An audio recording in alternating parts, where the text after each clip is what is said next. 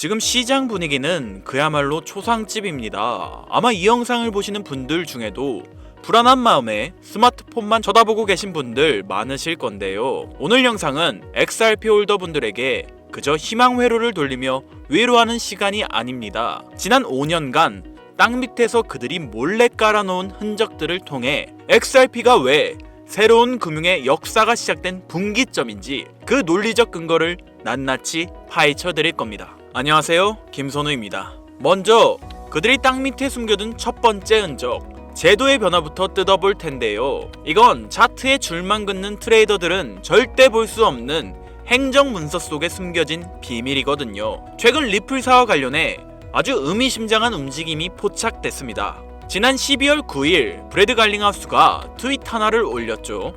XRP ETF가 4주 만에 자산 10억 달러를 돌파했다. 규제된 상품에 대한 수요가 폭발하고 있다. 라며 아주 자신만만한 태도를 보이고 있습니다. 사람들은 그냥 와, ETF 잘 팔리나 보다 하고 넘겼을 겁니다. 하지만 저는 이 트윗의 자신감이 어디서 나왔는지 미 재무부 산하 통화감독청 OCC의 인가 리스트와 교차 분석해본 결과 소름 돋는 연결고리가 나왔다는 거죠. 문서를 뜯어보니 리플이 인수한 자회사 스탠다드 커스터디가 단순한 수탁사를 넘어 조건부 국법 신탁은행으로 전환 신청된 정황이 뚜렷하게 포착되었습니다. 이게 무슨 뜻이냐면요, 지금까지 리플은 법적으로 그저 소프트웨어 IT 회사였습니다. 테더나 서클 같은 사설업체 취급을 받았죠. 그런데 OCC 차터, 즉 이 국법은행 면허가 가시권에 들어왔다는 건 이제 리플이 JP모건, 뱅크 오브 아메리카, 웰스파고와 동급인 연방규제은행의 지위를 얻기 위한 고비 능선을 넘었다는 걸 의미하는 겁니다. 이 라이센스가 있으면 시중은행을 거치지 않고 미 연준의 마스터 계정에 직접 접근할 수 있는 자격이 생긴다는 거죠. 즉 리플이 이제는 남의 망을 빌려 쓰는 세입자가 아니라 달러를 직접 만질 수 있는 건물주의 자리에 앉게 됐다는 합리적 추론이 가능하다는 얘기입니다. 여기서 더 소름 돋는 포인트가 있어요. 또 다른 규제 당국의 움직임을 보면 최근 연방예금공사 FDIC가 아주 조용히 하지만 파격적인 가이드라인을 하나 발표했거든요. 바로 비보험은행도 암호화폐 관련 상품을 취급할 수 있다는 내용입니다. 이게 왜 중요할까요? 보통 은행은 FDIC 보험에 가입해야 하는데 코인을 다루는 특수목적 은행들은 이게 어려웠거든요. 그런데 FDIC가 이 빗장을 풀어줬다는 건 OCC 차터를 받은 리플 같은 기업들이 본격적으로 암호화폐 기반의 금융상품을 합법적으로 팔 수 있도록 레드카펫을 깔아준 것이나 다름없다는 거죠. 자, 여기서 우리는 아주 거대한 인지부조화를 마주하게 되는 겁니다. 한쪽 SEC에서는 너네는 불법 증권이야라며 5년 동안 소송으로 두들겨 팼잖아요. 그런데 다른 한쪽 OCC와 FDIC에서는 너네는 이제 은행이야, 어서와 하며 최고 등급의 면허를 내줬다는 거죠. 이 모순을 어떻게 해석해야 할까요? 미국 정부 부처끼리 손발이 안 맞아서 벌어진 해프닝일까요? 아니면 철저하게 계산된 전략이었을까요? 제 생각은 이렇습니다. 지난 5년의 소송은 리플을 죽이기 위한 게 아니었다는 겁니다. 오히려 리플이 제도권 은행으로 변신할 시간을 벌어주고 그 사이 개미들의 접근을 막아 가격을 억누르기 위한 가림막이었을 가능성이 매우 높다는 거죠. 제도적 준비는 이렇게 끝났습니다. 그렇다면 이제 이 은행에 채워넣을 돈은 어디서 올까요? 여기서 두 번째 퍼즐, 블랙록과 JP모건이 벌이고 있는 아주 기만적인 전략이 드러난다는 거죠. 많은 분들이 지금 뉴스창을 새로 고침하며 기다리는 게 뭡니까? 바로 S1 증권신고서 제출 소식이죠. 블랙록 XRP ETF 신청, 땅땅, 이런 호재 기사들을 기다리고 있잖아요. 하지만 여러분, S1은 나 이제 장사합니다 라고 대중에게 알리는 오픈 전단지에 불과합니다. 델라웨어 주 법인 등록을 정밀 추적한 결과 블랙록의 XRP 신탁과 관련된 것으로 추정되는 일명 폼 A8 성격의 서류들이 물밑에서 처리된 정황을 포착했습니다. 이 서류는 대중에게 보여주는 광고판이 아닙니다. 실제 자산을 담아둘 법적 금고를 설치하고 관리자를 지정하는 아주 실무적이고 은밀한 내부 인테리어 계약서거든요. 즉 레리 핑크는 겉으로는 크립토에 대해서 말할 수 없다며 입을 닫고 있지만 뒤로는 이미 XRP를 담을 법적 그릇을 완성해 놓았다. 그런데 여기서 아주 수상한 점이 하나 더 있어요. 그릇은 만들었는데 정작 시장 호가창에는 대량 매수세가 안 보인다는 겁니다. 개미들은 던지는데 가격은 버틴다. 도대체 어디서 물량을 구하는 걸까요? 여기서 등장하는 결정적 키워드가 바로 다크풀이라는 거죠. 이 다크풀이 뭡니까? 거래소 차트에는 찍히지 않는 기관들끼리의 은밀한 대량장의 거래잖아요. 지금 거래소의 XRP 보유량이 말라가고 있다는 온체인 데이터가 계속 나오고 있습니다. 개미들은 공포에 질려 팔고 있는데 거래소 보유량은 줄어든다. 누군가 시세에 충격을 주지 않으면서 장외에서 바닥까지 긁어가고 있다는 강력한 반증이라는 겁니다. 앞에서는 대중에게 공포를 팔아 물량을 던지게 만들고 뒤에서는 A8 서류와 다크풀을 이용해 그 쏟아지는 물량을 헐값에 받아먹는 것. 이것이 금융타르텔이 100년 동안 써먹어온 양털깎기의 전형적인 패턴이 아닐까요? 자, 제도는 열렸고 자본은 준비됐습니다. 그렇다면 이 거대한 자본은 이제 어디로 흘려가라는 걸까요? 여기서 세 번째 퍼즐, 무대의 대이동이 포착됩니다. 지금 월가의 중심축이 낡고 규제에 찌든 뉴욕을 떠나 에너지와 기술의 중심지 텍사스로 급속히 쏠리고 있다는 사실, 이미 우리 구독자분들은 아실 겁니다. 이게 그저 세금 때문이 아니에요. 블랙록과 시타델이 주도해서 만들고 있는 텍사스 증권거래소의 진짜 설립 목적을 꿰뚫어 봐야 한다는 겁니다. 제가 파악한 텍사스 거래소의 핵심 청사진은 바로 24시간 거래와 자산 간의 장벽 철폐거든요. 최근 나스닥과 CME도 SEC의 24시간 360일 거래 승인을 신청했다는 뉴스가 있었잖아요. 이게 무슨 뜻일까요? 주식도 코인처럼 일요일 밤이든 새벽 3시든 멈추지 않고 돌아가는 네버엔딩 카지노를 만들겠다는 얘기죠. 아니, 미국이 제정신이 아니고서야 지금 이게 말이 안 되는 상황이란 말이에요.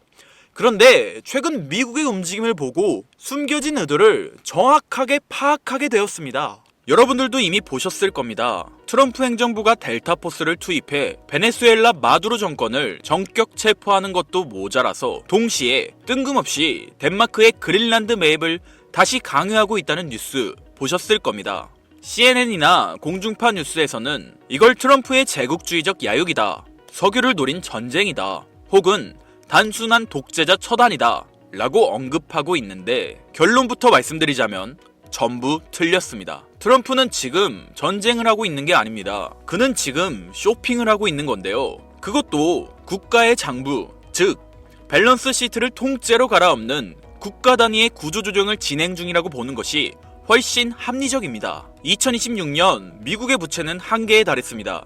월가의 영웅 레이 달리오의 분석처럼 부채 사이클이 끝자락에 이르자 전 세계 그 누구도 예전처럼 미국 국채를 사려고 하지 않죠. 달러라는 종잇돈의 신용이 흔들리는 이 정체절명의 시기에 미국이 선택한 생존 전략은 무엇일까요? 바로 종이를 버리고 실물을 채우는 것입니다. 1월 3일 마두로 체포, 1월 4일 덴마크 그린란드 매입 압박, 1월 7일에 발표된 대형 기관 투자자의 단독주택 매입 금지 선언까지, 이 모든 건 하나의 신호를 보내고 있는데요. 지금의 흐름을 이해하시려면 미국 내부에서 진행된 대형 기관 투자자의 단독주택 추가 매입 금지 선언을 확인하셔야 합니다.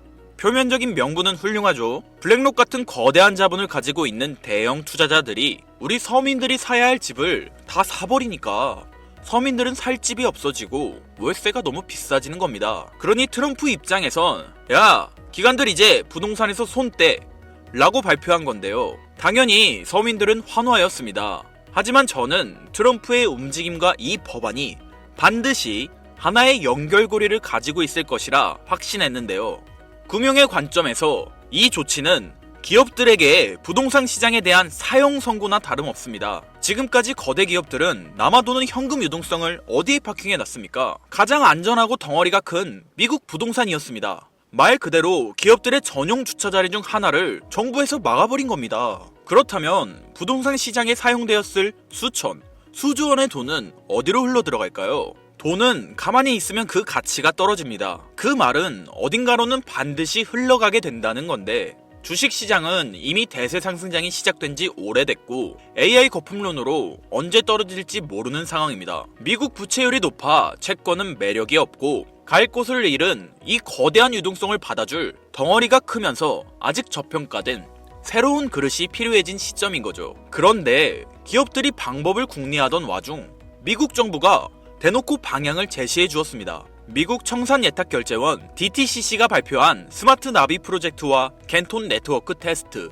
이게 전문용어라 어렵게 느껴지시겠지만 쉽게 말해서 주식이나 부동산 같은 실물 자산을 코인으로 만들어서 기관들끼리 24시간 거래할 수 있게 만든 기업 전용 네트워크 RWA가 되겠습니다. 트럼프는 한쪽에서는 행정명령으로 구시대의 자산인 실물 부동산 매입을 막아버리고 다른 한쪽에서는 법안을 통해 신시대의 자산인 디지털 자산 시장에 문을 열어주고 있는 겁니다. 자, 그렇다면 여기서 의문이 드실 겁니다.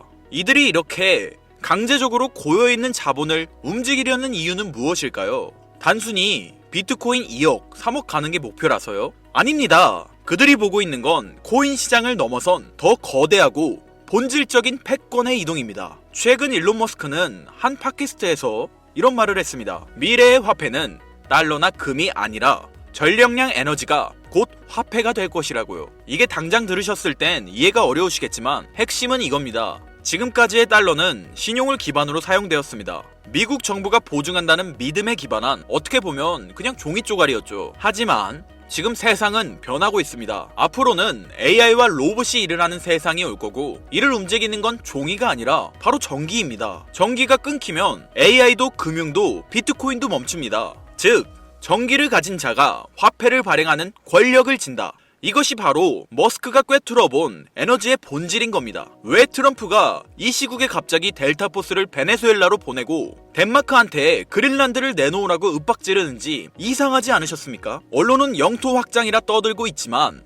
머스크 관점에서 보면 이건 초대형 배터리를 확보하기 위한 전략적 움직임인 겁니다. 베네수엘라의 끈적한 중진류는 AI를 돌릴 발전 연료이고 그린란드의 만년설은 불타오르는 데이터 센터를 지켜줄 천연 냉각수인 겁니다. 결국 미국은 지금 달러라는 종이 쪼가리 패권이 저물어가는 것을 인정하고 에너지와 비트코인이라는 새로운 패권으로 갈아타기 위해 국가의 체질을 새롭게 뜯어고치고 있는 거죠. 머스크는 방향을 가리켰고 트럼프는 이미 움직이고 있습니다. 그리고 여기서 제가 앞서 강조했던 DTCC와 캔톤 네트워크가 중요한 건데요. 기관들은 썬팅 짓게 된 자신들만의 프라이빗 체인을 원합니다. 상식적으로 생각해 보십시오. 블랙록이나 JP 모건 같은 월가 하이에나들이 자금 흐름을 누구나 지갑 주소만 알면 실시간으로 다 들여다볼 수 있는 퍼블릭 블록체인 위에서 굴리고 싶어 할까요? 자신들의 포지션이 노출되면 경쟁사에게 공격당하거나 선행 매매를 당할 수 있는데 미쳤다고 그 길을 주력으로 쓰겠습니까? 그들은 철저하게 프라이버시가 보장되고 신원이 인증된 기관끼리만 거래할 수 있는 네트워크가 필요합니다. 그런데 기업들이 자기들끼리 노는 프라이빗 체인을 쓰면 개인 투자자들은 캔톤 네트워크에는 우리가 투자도 못하고 이걸 알아도 무슨 상관이냐 라고 생각하게 될 텐데 맞습니다.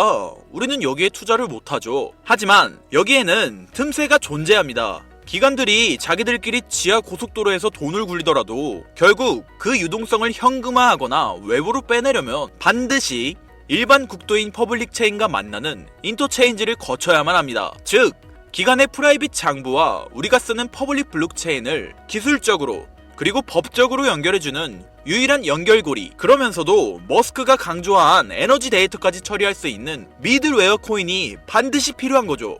이건 가능성의 이야기를 하는 게 아니에요. 반드시 이루어질 절차 중 하나입니다.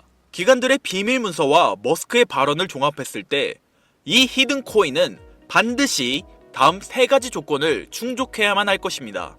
첫 번째 조건, 기관들의 자금은 캔톤 네트워크라는 자기들만의 지하 벙커에 숨어 있습니다. 기관들이 캔톤 네트워크 지하에서 굴리던 자산을 밖으로 빼낼 때 빠르고 거대한 물량을 순식간에 소화시킬 수 있어야 하죠. 즉, 여러분이 찾아야 할 코인은 이더리움 계열의 느려터진 구형 모델이 아니라 기관들의 고속 거래를 감당할 수 있는 새로운 인프라 안에 숨어 있을 확률이 매우 높습니다. 두 번째 조건, 머스크의 영수증이어야 합니다. 이게 진짜 핵심인데요. 일론 머스크는 앞으로의 화폐는 전력이라고 말했습니다. 발전소에서 생산된 전력, 데이터 센터의 컴퓨팅 파워, 이 무형의 에너지를 실시간으로 블록체인에 기록하고 토큰으로 바꿔주는 기술. 전문 용어로 DP인이라 불리는 탈중앙화 물리 인프라가 결합되어야 하죠. 단순히 금융만 연결하는 게 아니라 에너지 데이터를 처리할 수 있는 오라클 기능이 탑재되어 있어야 하는 겁니다. 세 번째 조건, 규제 준수 딱지가 붙어 있는가입니다. 익명성 뒤에 숨어서 자금 세탁이나 하는 코인들은 기관들이 사용할 수 없습니다.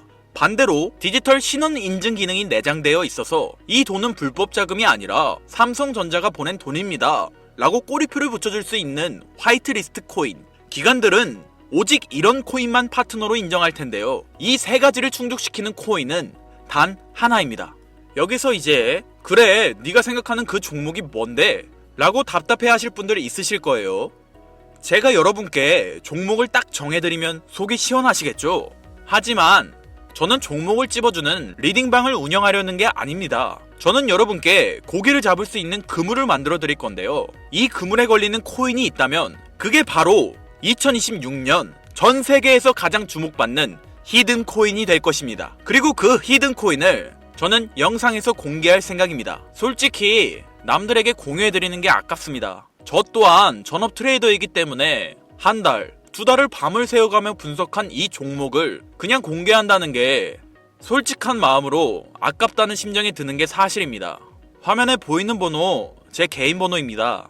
아까운 건 아까운 거고 제 영상을 끝까지 시청해주신 것에 대한 고마움을 저는 알고 있기 때문에 아쉬운 마음을 뒤로하고 구독자님들에게 공유하기로 마음먹었습니다. 자료라고 문자 보내주세요. 혹시 화면이 잘 안 보이신 분들은 댓글에 있는 링크를 통해 연락처를 남겨주시면 제가 해당 자료를 공유해드리도록 하겠습니다. 전해드릴 내용은 여기까지이고요. 영상 재미있게 보신 분들은 구독과 좋아요 한 번씩 꾹꾹 눌러주시고 다음에 더 좋은 영상으로 찾아오겠습니다. 감사합니다. 김선우였습니다.